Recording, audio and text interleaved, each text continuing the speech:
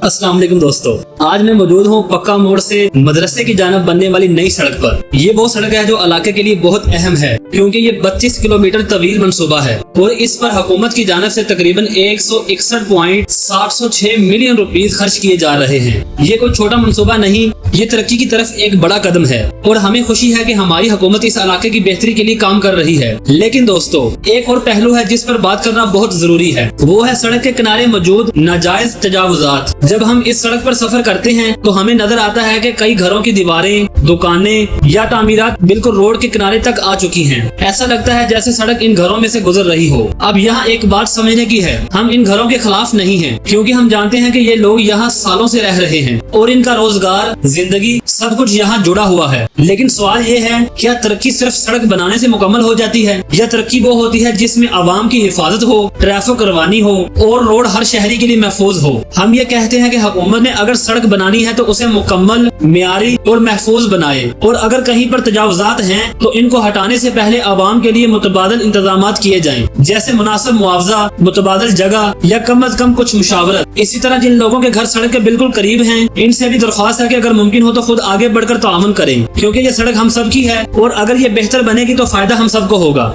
दोस्तों, हम सबका हक है कि हम तरक्की देखें लेकिन इंसाफ और इज्जत के साथ। कमेंट्स में आप भी अपनी राय दें, क्या आपके इलाके में भी ऐसा कोई मसला है? हम आवाज बनेंगे और मिलकर रास्ता निकालेंगे। जज़ाकल्लाह खैरा। अल्लाह ताला हम सबको आसानियां दे और हमारे इलाके को खुशहाल बनाए। आमीन।